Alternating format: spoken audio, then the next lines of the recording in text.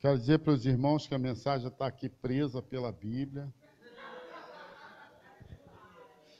Já tá bem presa, né? Ventilador desligado. Para quem não entendeu a piada, né? Que só quem. Ó a onda que vocês vão tirar, hein? Só os estudantes de homilética entenderam. Cadê? Só os estudantes de homilética. Irmãos, vocês não têm noção de como eu aprendi com essa turma hoje. Tenho certeza que eles também aprenderam alguma coisa comigo, com o curso, mas eu aprendi demais. É uma turma maravilhosa. Um dia, hoje não, porque foi o primeiro dia, para não assustar, eu vou dizer de uma pessoa que se segurou na cadeira, né? Meu Deus, estava com medo de cair da teia e ficou assim, tremendo. Mas é uma benção, irmãos. Então, quero dizer que eu estou muito feliz com esse início do curso de homilética na nossa Igreja Videira, que está sendo ministrado aos irmãos. São 12 pessoas e eu tenho certeza que ao final desse curso, os 2 que restarão, olha, vão ser... Os 2 que restar, quantos vão restar? Quem vai ficar, levanta a mão aí. Rapaz, olha aí, viu, Berna? Coisa linda. Então, eu tenho certeza que já não levantou a mão, então 11. Ué, os 12 que restarem, assim tá melhor, não tá, irmãos? Não os 2, né? Os 12 que restarem. Isso, vão pregar aqui nesse púlpito, cheios de... Ô, glória! Eita, turma boa! Cheios de unção, cheios do poder de Deus, para que vidas sejam transformadas. O nosso objetivo não é fornecer informação, mas ser canal de Deus para a transformação. É isso que nós vamos, em nome de Jesus, viver intensamente. E lá no dia 15 de novembro, já quero convidar você, Igreja Batista Videira, e todos que estão aí junto com a gente, para a formatura. Olha, os alunos estão ansiosos, porque nós vamos introduzir algo nessa formatura. Eles estão vibrando muito, é motivo de muita alegria, vibração, que nós vamos mencionar a nota, a avaliação deles aqui na hora de entregar o diploma. Então, o Dil vai escolher uma pessoa para entregar o diploma. Quem vai ser, Dil? Vai entregar o seu diploma? Então, olha que coisa linda. Então, só ela vai saber a avaliação do Dil. O Dil vai saber a avaliação. Ela vai dizer, meu amor, como eu estou orgulhosa de você. Você não tirou 0. A sua nota não foi 0. Benção a Deus. Isso não é de Deus, não, meu. Benção. Vai soltar a teia. A segunda coisa, irmãos, é que dia de segunda-feira, a nossa igreja está fazendo também o curso Casados para Sempre. E, graças a Deus, os irmãos do ministério autorizaram que esse curso fosse feito na minha casa. Eu tenho uma alegria quando eu abro a minha casa para que a igreja faça alguma coisa nela, uma atividade, porque ali vai ser lugar de transformação. Casais abençoados. Não, o curso Casados para Sempre não é para melhorar casamentos. Não é para, meu casamento estava despedaçado e depois desse curso melhorou tudo. Esquece isso. O curso Casados para Sempre é para fortalecer o que já está forte, que já está firme e ajudar a construir algo que não está bem construído. Essa é a finalidade. Então, eu estou feliz da vida, porque nós estamos contribuindo. A nossa casa está aberta para o que a igreja quiser fazer, e ali toda semana, né, a segunda semana já, 6 casais, mais os líderes em treinamento. Então, queridos, olha, tem sido uma benção. Pelo menos para a minha vida, e nós, no final dessas 13 semanas, vamos, se Deus quiser, ter uma outra turma. Nessa semana da live, nós falamos sobre sal da terra e luz do mundo. Jesus usou duas metáforas para falar sobre os seus discípulos. O que é uma metáfora? Metáfora é uma comparação. Metáfora é algo que é comparado para emprestar as suas características àquilo que está sendo comparado. Então, Jesus, em Mateus capítulo 5, versículo 13, se puder abrir a sua Bíblia, aqui também, abra por favor a sua Bíblia, nós vamos ao versículo, Mateus capítulo 5, capítulo 5, 13 e 14. Jesus disse isso para os seus discípulos. E se você é discípulo de Jesus, entregou a sua vida a Jesus, você é um discípulo de Cristo.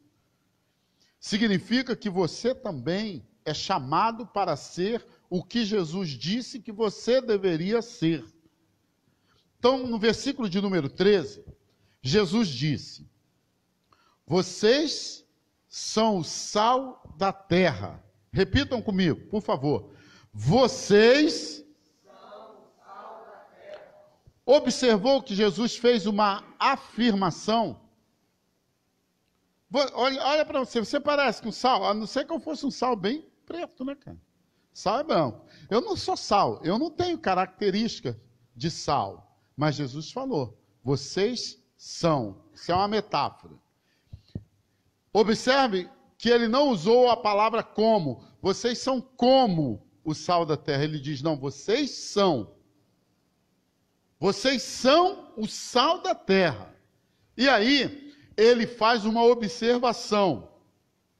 Mas se vocês perderem o seu sabor, como restaurá-lo? Como restaurá-lo? A que ele está se referindo? Ao sabor do sal. Como se restaura um sabor de sal? Se vocês perderem o seu sabor, como restaurá-lo? Não servirá para nada. Gente, Jesus está dizendo que um sal que não tem utilidade serve para quê?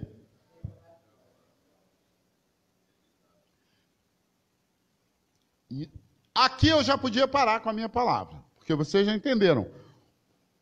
Um crente que não tem as características do sal não serve para nada, exceto ser jogado fora para ser humilhado. É aí que está a palavra pisado. Para ser humilhado pelos homens. E não tem coisa mais triste do que um crente ser humilhado pelo incrédulo. Uma das frases mais características para ser crente assim, sou muito melhor que você, formado. Para ser crente assim, eu prefiro não ser. Eu prefiro não ser. Para ser crente desse jeito que fulano é, eu sou melhor. Porque a pessoa não está comparando a questão da salvação, mas sim as características que aquele crente apresenta para o mundo. Então, queridão, nós queremos, nessa versão estendida aqui da palavra, falar o que nós falamos ao longo da semana, mostrando que Jesus está muito mais preocupado com as nossas atitudes do que com o que falamos. Falar, a gente pode falar qualquer coisa. Mês de outubro vem aí com as eleições, nós vamos ouvir tanta coisa. Mas tanta coisa que você não tem ideia do que nós vamos ouvir. Agora, de tudo que nós vamos ouvir, o que vai ser cumprido, aí tem uma distância muito grande. Tem uma distância enorme. Tem uma distância enorme. Você conhece aquela história que o diabo estava em campanha? Quem conhece aqui? Você conhece? Então, aqui já vai aí para os estudantes de homilética. O cara foi para o inferno, pediu para ele escolher entre o céu e o inferno, e aí ele disse assim, eu quero ver os dois primeiro para ver qual que eu vou escolher. Aí, qual você escolhe? Eu vou para o inferno primeiro. Aí chegou lá, puxa, tudo bonito, uma praia azul, barracas. E a pessoa, quando chegou lá, alguém veio, uma pessoa bonita, sentou a pessoa numa cadeira, numa espreguiçadeira, serviu bebida, serviu comida, serviu tudo, no inferno. E ficou abanando a pessoa. O que mais que o senhor deseja? Olha, saia do mar, agora você vai entrar numa piscina, vai relaxar, e depois nós vamos enviar 3 massagistas para fazer uma massagem em você. Pô. Aí no dia seguinte, ele falou assim, bom, agora eu vou ver o céu, como é que é. Aí chegou lá no céu, tranquilo, paz, né? Aquela calma, louvores. Aí ele olhou e falou, inferno, muito melhor, aqui não tem espreguiçadeira, aqui não tem gente fazendo massagem, não tem... Vou para lá. E aí escolheu, olha, assim, eu quero ir para o inferno, tem certeza? Não, tem sim, eu quero ir lá, muito melhor. Aí chegou lá, dragão, fogo, bicho. Ele falou, cara, mas eu estava aqui ontem, não tinha nada disso. Ele falou, não, ontem nós estávamos em campanha. Você já foi convencido. Então, queridos, essa é a diferença daquilo que se fala para aquilo que realmente é. Para aquilo que realmente vive. Então, Jesus disse que nós somos o quê? O sal da terra. Está se referindo àquilo que nós vivemos, àquilo que nós somos, àquilo que não pode ser transferido, que muitas pessoas chamam de unção. Jesus usou essa expressão para mostrar a ação do crente no mundo. Então ele começa dizendo que, só para os irmãos terem ideia, Levíticos capítulo 2, versículo 13, o sal era algo tão importante, mas tão importante, que todas as ofertas ao Senhor precisavam ser temperadas com sal. Levíticos 2, versículo de número 13, diz assim, tempere com sal todas as suas ofertas de cereal. Não exclua de suas ofertas de cereal o sal da aliança do seu Deus. Acrescente sal a todas as suas ofertas. Olha, Deus queria que o sal fosse acrescentado no culto ao Senhor. Por quê?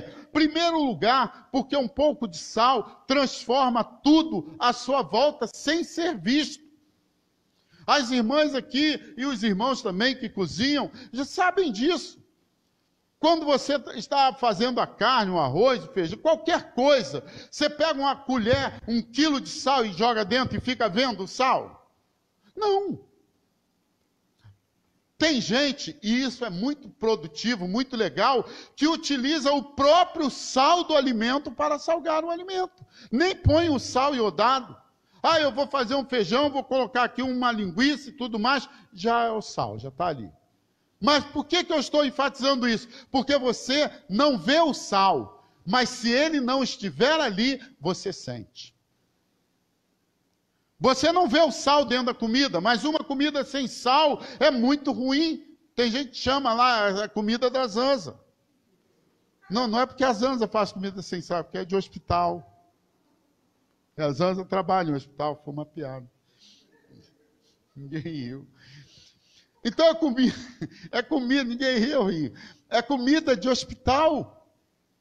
Aquela comida intragável, sem sal. Então o sal transforma o sabor sem ser percebido. Você pode transformar a vida de outras pessoas, refletindo o amor de Deus, a graça de Deus, em tudo que você faz, em tudo que você diz, você pode ser uma bênção. Não é algo, o sal não precisa se esforçar para agir no ambiente em que ele está. Ele é sal. Jesus disse, olha, vocês são isso daí. É natural. Você não precisa, o que significa isso? Uma aplicação direta ao seu coração. Você não precisa ter muitos dons. Você não precisa ter uma igreja grande. Você não precisa ter muitos títulos. Todas essas coisas são legais e são boas, mas elas não substituem a atitude de ser sal. Aliás, elas não transformam ninguém em sal da terra. São coisas úteis, mas não são a base.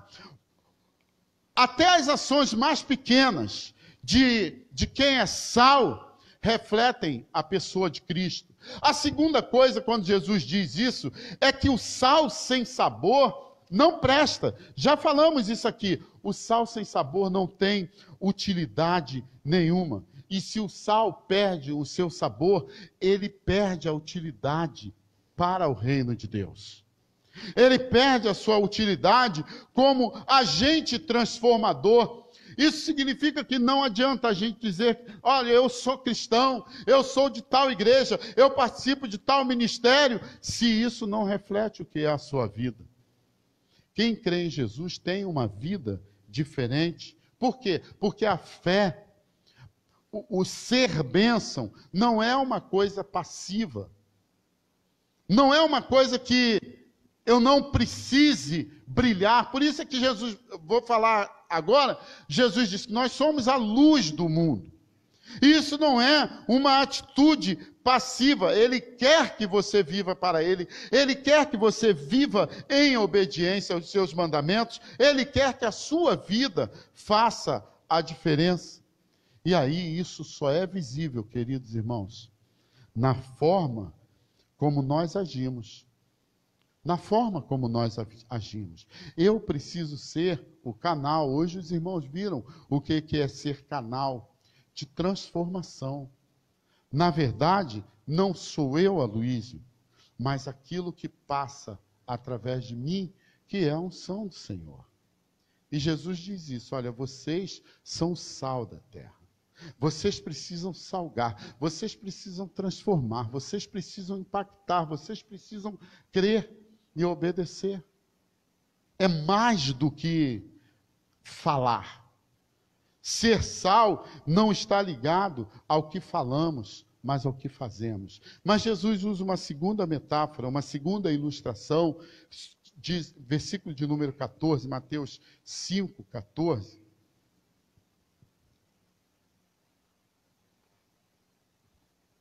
Aí tem três linguagens. Ele diz assim, vocês são a luz do mundo. Primeira linguagem. Não se pode esconder uma cidade construída sobre um monte.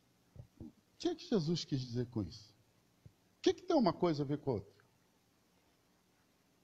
Vocês são a luz do mundo. Não se pode, ter uma versão que diz assim, é impossível esconder uma cidade construída sobre um monte. Então, se a cidade não estiver construída sobre um monte, significa que ela pode ser escondida. Vamos desenrolar esse negócio? Ser sal está ligado ao ser, mais do que fazer. Quando Jesus disse, eu sou a luz do mundo, ele não estava se referindo aos milagres que ia fazer, ele não estava se referindo aos ensinos que ia ensinar, ele não estava se referindo à morte pela qual iria morrer, ele estava se referindo aos valores do reino de Deus que norteavam a sua vida. Ele não se referiu a ser luz quando ele disse assim, ó, eu sou a luz do mundo. E depois ele disse assim, vocês são a luz do mundo. Ele não se referiu ao que ele ia fazer, mas o que ele era.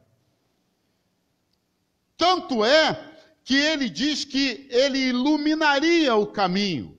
Ele falou qual era a finalidade dele, apontar, livrar as pessoas das trevas espirituais e levá-las a viver os valores do reino de Deus. Olha, irmãos, como igreja, meu irmão, você que me ouve pela internet, me vê, Deus espera que você aponte o caminho para outras pessoas sem falar uma palavra. Que a sua vida seja essa luz que vai apontar o caminho. Isso é muito sério. Irmãos, desculpe me referir à palavra de homilética toda hora aqui, mas foi isso que nós dizemos para os irmãos. O que nós vamos falar é muito importante. Paulo ensina em 2 Coríntios, capítulo 4, do verso 4 até o verso 6, ele diz assim, olha, das trevas resplandecerá a luz. Ele mesmo resplandeceu em nosso coração, para a iluminação do conhecimento da glória de Deus. Conforme nós crescemos no entendimento da palavra, nós começamos a compreender os planos de Deus, a vontade de Deus.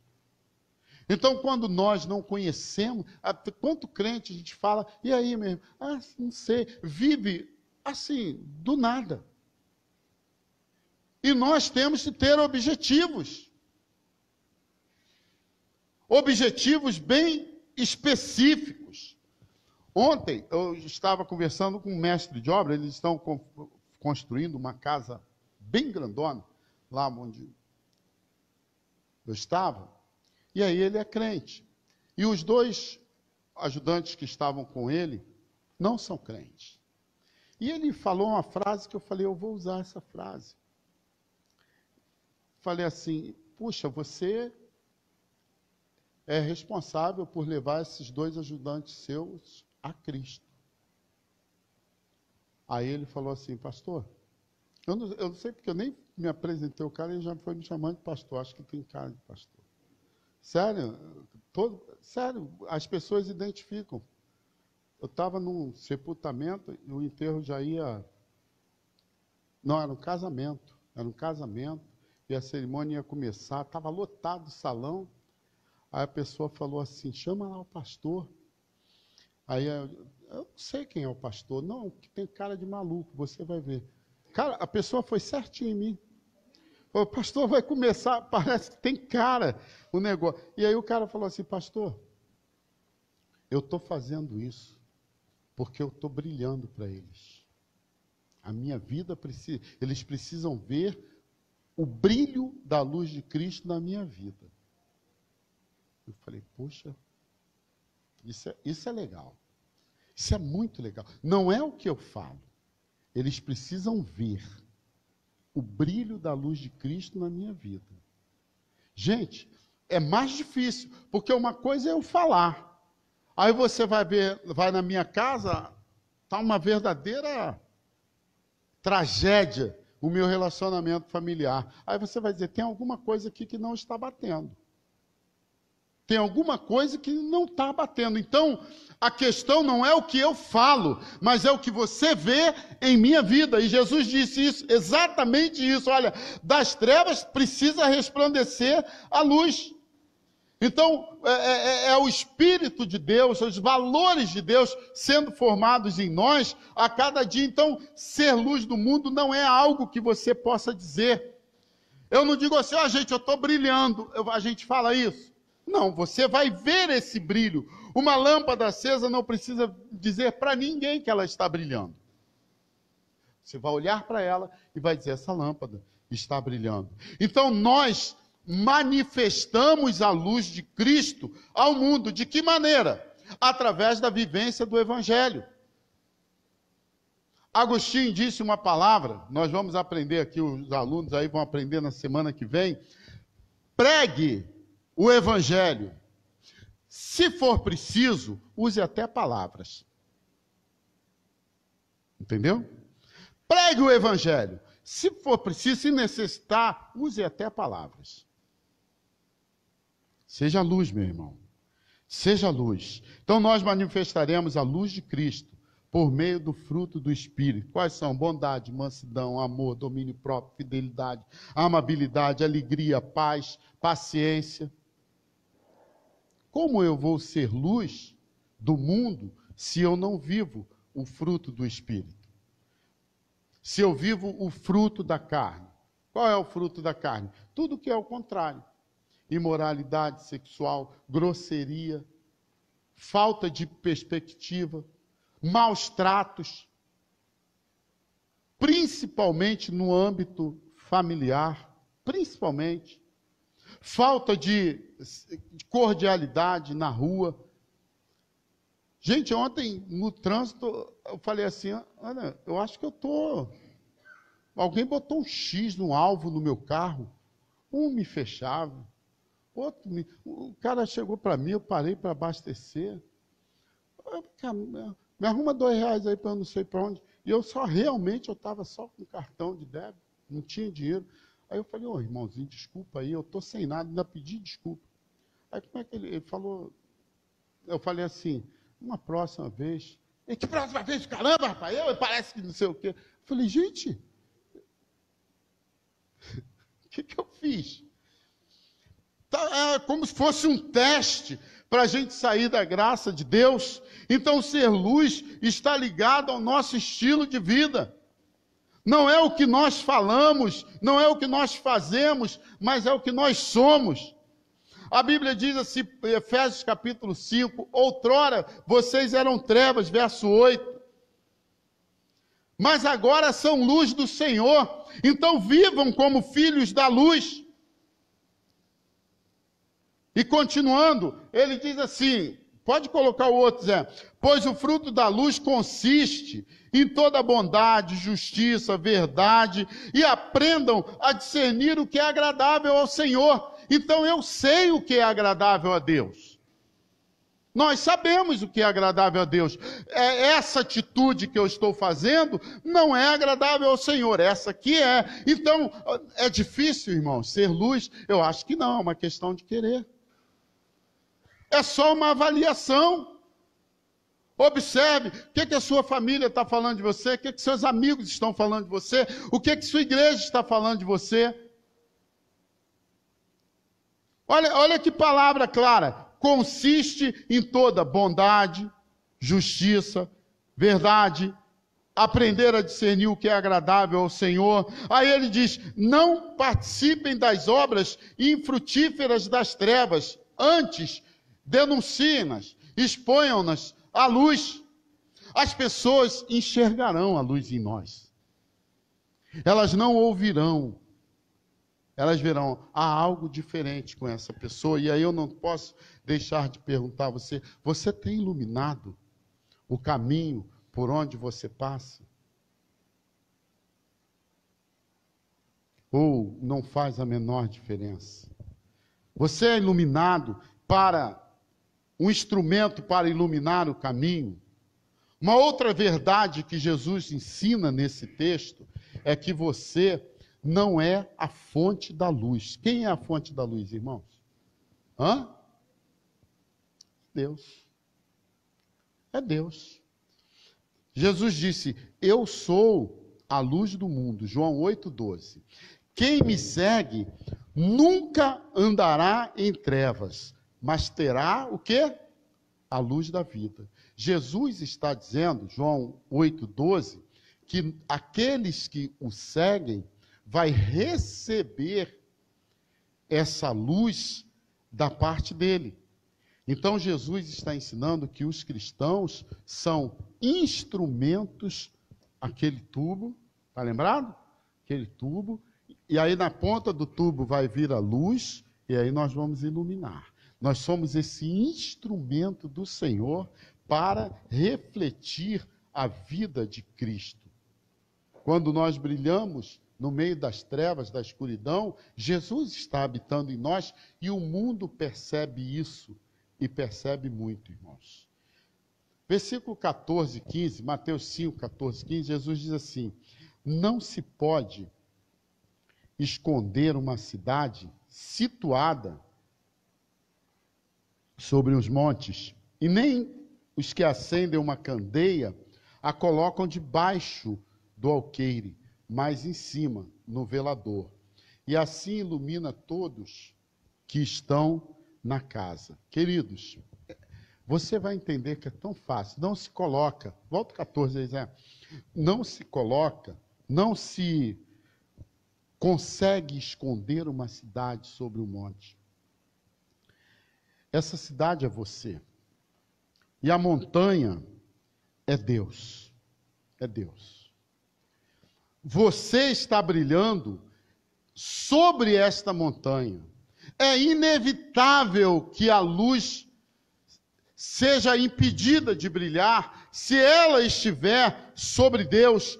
Por isso é que Jesus diz assim: assim resplandeça a vossa luz, verso 16, diante dos homens, para que vejam as vossas boas obras. Está prestando atenção que é tudo visual? Jesus quer que as pessoas vejam a luz de Cristo, a luz de Deus, brilhando na nossa vida. Ele diz assim: para que os homens vejam a vossa luz, vejam as vossas boas obras, e com essas boas obras glorifiquem a vosso Pai que está no céu. A pergunta dessa manhã não poderia ser outra: a sua luz está brilhando? Ou a pilha está fraquinha, fraquinha? Eu preciso de uma carga. Eu preciso colocar a minha pilha ali no carregador para essa luz brilhar. Irmãos, o que é o carregador? É o Espírito Santo. Então a gente precisa mesmo se conectar e estar plugado e estar carregando. Senão, igual o celular, a bateria do celular, você usa, depois vai lá e espeta. É assim na nossa vida espiritual. Se nós não estivermos conectados, plugados, espetados no Espírito Santo, a nossa luz vai se apagar. A nossa energia vai se esgotar. Então, nessa manhã, é questão de atitude, é pedir a Deus: Senhor, me encha, Senhor, eu confio em Ti, Senhor, eu vou até o Senhor, eu estou indo, eu vou me plugar no Senhor, eu confio no Senhor. Aqueles que se aproximam de Deus devem crer que Ele existe e que é galardoador dos que o buscam. Quando eu encosto, levo o carregador do celular na tomada, eu creio que há ali uma energia que vai recarregar o meu aparelho. Então, nessa manhã, meu irmão, minha irmã, eu quero que você sinta-se desafiado a se conectar no Senhor. Nossa, pastor, eu estava tão... Realmente, minha luz estava assim, Já viu aquela luzinha que vai se esvaindo? Mas agora eu já sei o que fazer. Agora eu já sei que atitude tomar. Se eu tirar essa lâmpada daqui da energia, ela vai ser uma lâmpada apagada. Nós somos essa lâmpada, nós não somos a energia que ilumina a lâmpada, que se chama luz. A luz vai acontecer, vai fazer essa lâmpada brilhar quando ela estiver conectada no Senhor. Conectada no Senhor. Eu queria que você se colocasse de pé. Quando nós estamos ouvindo essa música aí no fundo, você vai orar ao Senhor e vai pedir ao Senhor: Pai, aconteça o que acontecer. Como nós cantamos no início: todavia me alegrarei. Não importa que a figueira não floresça, não importa se a minha vida tem dificuldade, não importa, você é um filho de Deus, amado. Você é um filho de Deus e foi chamado para brilhar. Paulo diz assim, olha, lá em 2 Timóteo capítulo 4, versículo 5, que ele completou a sua carreira, guardou a fé. Mas o legal é que ele diz assim, que a coroa que está reservada para os santos me espera.